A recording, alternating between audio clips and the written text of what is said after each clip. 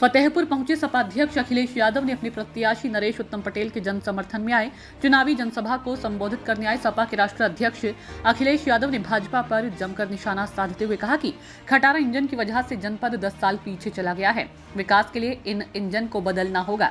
फतेहपुर के मुस्लिम inter college में जनसभा को संबोधित करते हुए अखिलेश यादव ने कहा कि लोकसभा चुनाव में बेरोजगारी और पेपर लीक से जूझ रहे युवा सत्ताधीशों को सबक सिखाने वाली है। इनसे 10 नहीं 17 सालों का हिसाब लेगी। अखिलेश ने कहा कि भाजपा ने युवाओं से फौज की नौकरी छीनते हुए उन्हें अग्निवीर बना दिया, जो कि उनके साथ नाइंसाफी है। उन्होंने कहा कि अगर ये सरकार आगे रही तो पुलिस की नौकरी भी अग्निवीर की तर्ज पर हो जाएगी। आगे सपा के राष्ट्रीय अध्यक्ष ने कहा कि 4 चरणों में हुए चुनाव में इंडिया गठबंधन पीडीए भारी मतों से जीत रहा है और फतेहपुर की जनता को भी इंडिया गठबंधन सपा के प्रत्याशी को जिताकर संसद में भेजना होगा, जिससे जनपद का विकास हो सके।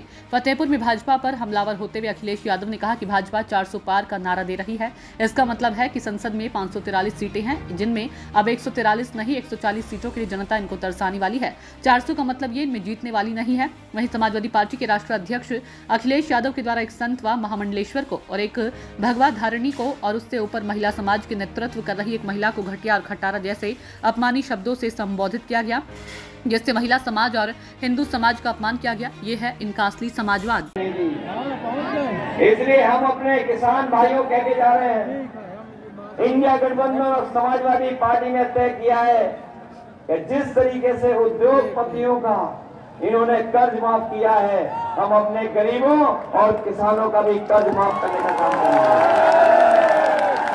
किसानों का कर्ज माफ तो करेंगे ही करेंगे, वहीं उनकी पैदावार को सही कीमत मिले, उनके पैदावार का उन लाभ उन तक पहुंचे।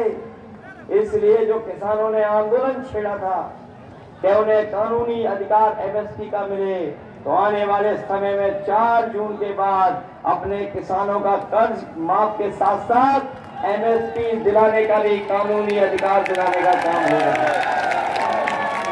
और यही नहीं, अपनी गरीब माताओं बहनों को एक समय पर जब समाजवादी सरकार थी, उन्हें समाजवादी पेंशन दिया करते थे, हर महीने पेंशन देने का इंतजाम किया था। इस बार इंडिया गठबंधन और समाजवादी पार्टी ने तय किया है कि अपने गरीब परिवार की माताएं बहनों को लखपति बनाने का काम होगा। हर साल उनके अकाउंट में लाख रुपए भिजाने का काम होगा। इसलिए आप सबसे हम अपील करने आए हैं, एक वोट से एक सांसद तो चुना जाएगा, सांसद तो चुना ही जाएगा। दिल्ली की सरकार तो जाएगी ही जाएगी, यूपी की सरकार भी चली जाएगी। इस सरकार ने बहुत अन्याय किया है, बहुत झूठे मुकदमे लगाए हैं, लोगों को घर पर नहीं रहने दिया, पुलिस डराती थी, सुबह शाम डराती थी। इन खाकी वर्दी पहनने वालों को, जो हमारे भाई लोग हैं, कभी कभी डराते हैं, हम इन्हें भी सावधान करने आए हैं। अभी फौज की नौकरी 4 साल की हुई है, अभी फौज की नौकरी 4 साल की हुई है।